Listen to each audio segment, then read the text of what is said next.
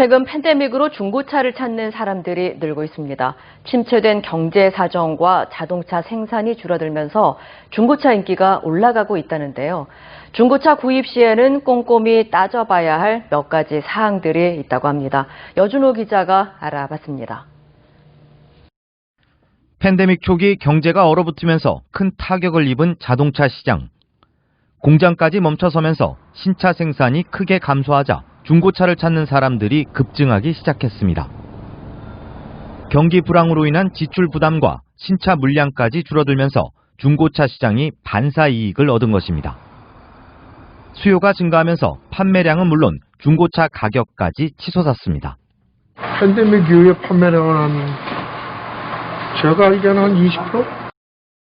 요즘은 대부분 15만 마일, 20만 마일까지 차를 타니까 4, 5년, 6, 7년 타는 데는 지장이 없으니까 돈을 세이브할 수 있고 그래서 중고차를 선호하는 것 같습니다. 하지만 다 같은 중고차가 아닌 만큼 중고차 구입 시엔 몇 가지 상태를 잘 확인해야 한다는 게 전문가들의 지적입니다. 가장 먼저 해야 할 일은 이력 조회. 중고차 이력 조회 서비스인 카펙스 등을 통해 사고 기록이나 마일리지, 소유권 변동 사항 등을 확인해야 합니다. 차량 내 외부 점검도 필수입니다. 특히 자동차 변속기 트랜스미션은 직접 시험 주행을 통해 확인하는 것이 좋습니다. 테스팅 드라이브를 해봐서 트랜스미션이 1단, 2단, 3단 넘어갈 때 잘 넘어가느냐 스무스하게 그거와 또 드라이브 했을 때 핸들이 똑바로 잘 있느냐 그거가 아마 자동차에서는 제일 중요하다고 할 수 있겠죠. 네. 또 안전벨트를 끝까지 당겼을 때 흙이나 물때 자국 등이 있다면 침수 피해 차량일 가능성이 높고 바닷가 근처에서 운행된 차량이라면 부식된 부분이 있을 수 있기 때문에 꼼꼼히 살펴봐야 합니다. MBC 뉴스 여준호입니다. 어떻습니까, 여러분? 영상 잘 보셨습니까? 이 코로나 이후에 중고차 시장이 점점 커지고 있다고 하는데요. 사실 코로나 전에도 몇 년 전부터 불경기의 시작과 함께 일반 자동차를 판매하는 회사에서도 중고차 매매가 더 많은 이익을 남기는 것 때문에 하는 게 정말 많고요. 한인들이 주요로 이용하는 그 온라인 웹사이트에 개인이 이제 차를 파려고 올린 거기에 제발 딜러는 연락하지 말아주세요 해도 딜러들이 연락을 합니다. 몇 년 전부터. 자, 돈이 많으면 새 차를 사겠죠. 그렇죠? 근데 꼭 돈이 없다고 중고차를 사는 건 아닌 것 같아요. 어떠한 레벨의 어떠한 모델의 차를 사느냐에 따라 새 차를 살 수도 있고 중고차를 살 수도 있고 리스를 할 수도 있고 아예 살 수도 있고 하는데, 문득 제가 처음 미국을 오기 전에 한국을 떠나올 때 했더니 그때 미팔군에 계시던 분이 저한테 이런 얘기를 하더라고요. 미국 가면 꼭 새 차를 뽑으라고. 제가 그때 참 누가 모르나? 나도 새 차 보고 싶지. 돈이 없으니까 할 수 없지. 응? 생각을 했었는데 와서 아무튼 한 7년 된 캠리를 처음 샀거든요.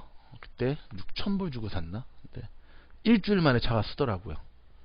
참 황당했지만 차에 대한 여러 가지 생각들이 있지만 좀 정리를 해보자면, 여러분 먼저 차를 사야겠다라고 결정을 할 때는요, 새 차를 살 것이냐 중고차를 살 것이냐를 결정을 하셔야 되고요. 새 차를 살 때는 이걸 그냥 살 것이냐 아니면 리스를 할 것이냐를 결정을 하셔야 되는데, 최근에는 리스 프로그램들이 워낙 좋아져서 리스를 많이 하죠. 특별히 유로피안 차들, 벤츠나 BMW라든지 아우디라든지 유로피안 차들은 사실 좀 몇만 마일 이상으로 넘어가면 잔고장이 굉장히 많아지고 수리비도 굉장히 많이 나오기 때문에 리스로 많이 사시는 분들이 많으시죠. 그렇죠? 그에 비해서 끝까지 차를 가지고 가겠다 하시는 분들은 또 차를 사기도 하고 처음에 크레딧을 좀 올려야겠다 하는 분들도 생각을 하는데, 자, 오늘 다루고자 하는 거는 새 차입니다. 새 차. 아니, 중고차입니다. 중고차. 중고차를 살 때 첫 번째 가격에 속지 않으시려면요, 뭐니 해도 블루북 기준으로 하셔야 됩니다. 블루북 아시죠? 자, 지금 제가 말씀드리는 거는 또 다시 여기 디스크립션에 다 링크 걸어 두겠습니다. 블루북에 들어가면 개인 간의 거래냐 아니면 딜러와의 거래냐에 따라서 가격이 차이가 있는데, 그 차의 조건들을 딱딱딱딱딱 집어넣으면 평균 차의 컨디션에 따라서 가격의 에버러지가 나오거든요. 여기에 기준해서 팔거나 사시면 될 것 같고, 여기 기준에서 조금 저렴하면 저렴하게 사시는 거고, 또 여기 기준에서 비싸면 비싼 건데, 가끔 업자들이 뭐 블루북 가격을 정말 개무시하고 말도 안 되는 가격으로 올리는 사람들이 있는데, 누구를 허당으로 하나, 호구로 하는 거죠. 여러분, 미국의 중고차 가격의 시세는 뭐니 해도 블루북 기준입니다. 두 번째, 과연 내가 사는 중고차가 사고차인지 아닌지, 도난차인지 아닌지 어떻게 알 수 있느냐? 빈넘버 조회입니다. 빈넘버. 사람마다 소셜 시크릿 넘버, 한국에서는 주민등록 번호가 있는 것처럼 차에 고유한 넘버가 있는 게 바로 빈넘버예요. 빈넘버를 조회해 보면 이 차가, 심지어 오너, 차의 히스토리가 쭉 나오는 겁니다. 오너가 몇 번째였는지, 사고차였는지, 뭐 사고가 하나도 없었던 거지. 물론 사고가 났어도 큰 사고가 아니어가지고 사고 DMV 리포트에 올리지 않은 차 같은 경우는 사실 빈넘버 조회로 나오지가 않죠. 빈넘버 조회는요, 일단 개인이 하기 위해서는 일정의 수수료를 좀 내셔야 되는데, 이럴 때는 이제 여러분들 그 한인 딜러 가운데 좀 잘 알고 계시는 분이 있으면 좋아요. 왜냐하면 딜러들은 일정량의 돈을 내고 회사에서 빈넘버 조회하는 프로그램을 사는데 보통 언리밋이에요. 언리밋. 그래서 그 알고 있는 그 딜러 지인이 있으면 보통 빈넘버 조회 정도는 무료로 좀 서비스 차원에서 해주죠. 그렇죠? 왜냐하면 다음 손님의 유지를 위해서. 자, 빈넘버까지 딱 조회를 했습니다. 근데 이 차가 진짜 괜찮은 차인지 문제 있는 차인지를 어떻게 알 수 좀 알려면 좀 더 알아야 되겠다 하는 분들 같은 경우는 요즘 많은 카 리페어 샵에서 체크업 서비스 같은 거를 해줘요. 응? 근데 보통 이런 경우에는 차를 직접 바이어와 셀러가 약속을 해서 그 장소에 만나가지고 차를 들어 올려보죠. 뭐 그래서 최소한 사고차인지 아닌지, 뭐 기름이 새는지 안 새는지 이한 기본적인 체크업을 하고, 많은 리페어 샵에서는 이거에 대한 서비스 비용을 차지를 하는데, 보통은 셀러와 바이어가 반반 정도로, 보통은 이제 이걸 처음부터 하지는 않고 어느 정도 가격적 합의가 됐을 때 맨 마지막에 보통 하죠. 그리고 셀러도 여기에 대해서 어느 정도 자기 차에 대한 자신감이 있을 때 이것을 하는데, 자신이 없는 셀러들, 좀 이렇게 먹튀들 있잖아요. 그런 셀러들 같은 경우는 사실은 이렇게 하자 그러면은 노하는 경우가 많이 있고요. 또 자기가 내놓은 거에 대해서 많은 바이어들의 멀티플 오퍼를 받는 경우에는 그렇게 이렇게 할 필요까지는 없죠. 또 뭐 이 비용이 비싸지는 않아요. 근데 이제 바이어와 셀러가 반반 부담하는 경우도 있고, 한인이 운영하는 중고차 업체에서도 중고차를 판매를 많이 합니다. 근데 여러분, 이럴 때 한인 딜러를 고르는 방법을 제가 알려드리면, 광고를 많이 하는 딜러를 고르시는 것이 아니라, 선택하시는 것이 아니라, 자동차 업계에서 오래도록 살아남은 사람, 1차적으로 검증이 된 거예요. 누구를 소개로 그 자동차 딜러를 만나기는 방법이 없는 분들 같은 경우는 그 분야에서 오래 했다라고 하는 거는 사실, 그쵸, 이 중고 자동차 쪽의 이 직업 세계도 보면 정말 많이 바뀌거든요. 오래 남았다라고 하는 거는 그래도 그만큼 신용 있게 일을 처리했기 때문에 자기의 어카운트가 많이 있다라고 하는 거죠. 여러분, 중고차는 아니지만 전시 차량도 한번 눈여겨볼 만합니다. 자동차 이런 전시장 가보면 늘 디스플레이 되어 있던 차들이 있잖아요. 그쵸? 그래서 가끔씩 그 차에 대해서 관심 있는 사람들에게 드라이빙 테스트 정도 하는 차들을 보면 새 차는 아니죠. 하지만 이건 중고차라고 좀 보기는 어렵죠. 이런 차 같은 경우는 정말 좋은 가격에 새 차 같은 차를 또 이렇게 살 수 있는 기회거든요. 저도 그 차를 한번 사본 적이 있는데 굉장히 만족했습니다. 새 차예요. 거의 마일리지가 얼마 많지 않으니까. 자동차 회사들에서는 각 그 딜러샵에서 계속해서 디스플레이 차들을 바꿔야 되기 때문에 이런 차들이 끊임없이 나오고 있거든요.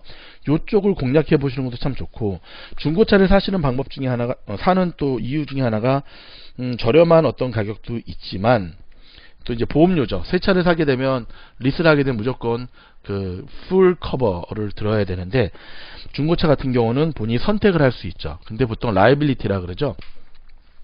라이빌리티 보험을 드시는 분들도 UM만큼은 반드시 저는 옵션으로 추가하라고 말씀을 드리고 싶어요. UM이라는 건 뭐죠?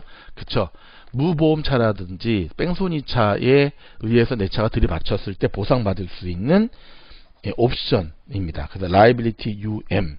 뭐 돈이 좀 넉넉하게 있으시면, 그리고 좀 비싼 중고차라도 비싼 차 같은 경우는 풀 커버를 드시는 게 참 좋고요. 보험회사 중에 저는 이제 추리플레이를 이용하고 있거든요. 추리플레이 멤버십을 갖고 있는 분 같은 경우는 굳이 DMB 가지 않으셔도 추리플레이에서 자동차 양도 양수 명의 이전의 서비스를 해주고 있으니까 참고하시면 될 것 같습니다. 중고 자동차를 거래할 때는 반드시 스모그 테스트를 통과해야지만 새로운 자동차의 등록증이 나오게 돼 있는데, 스모그 테스트는 2년마다 한 번씩 하게 되거든요. 근데 스모그 테스트를 한 지 3개월이 안 된 차는 웨이브를 해줍니다. 다시 안 해도 된다라고 하는 사실 기억하시면 되겠습니다. 이 모든 것을 충족하기 힘든 상황에 있는 분들 같은 경우는 그냥 새 차 보시는 게 제일 좋고요. 그렇죠? 그리고 자동차를 조금 볼 줄 아는 분과 함께 가시면 좋을 것 같습니다. 시작할 때 보셨던 이 MBC의 영상에서도 보시면 좋겠지만, 영상에서도 보시면 아시겠지만, 그래도 중고차는 되도록이면 마일리지가 좀 작은 것, 근데 너무 지나치게 마일리지가 작은 것, 연식에 비해서 같은 경우는 요즘은 이제 디지털로 바뀌면서 그런 일이 많이 좀 줄어들었지만, 그래도 그 마일리지 조작하는 일이 예전에 굉장히 많이 성행했거든요. 근데 그런 부분 조심하시고요. 그런 부분 조심하시고, 많은 사람들이 질문을 해와요. 어떤 차 부분 좋아요? 일본 차가 장고장이 없다면서요. 근데 결론은요, 복불복입니다. 일본 차가 장고장이 없다, 뭐 유로피안 차가 장고장이 많다라고 하는 건 이제는 옛날 말 같아요. 뭐 일본 차들도 이제는 예전 같지 않아요. 제가 봤을 때 장고장 정말 많고요. 저도 이제 미국 생활 짬밥이 이 정도 되다 보니까 정말 각양각색의 차들을 사보기도 하고 몰아보기도 했는데, 정말 자동차는 복불복 같아요.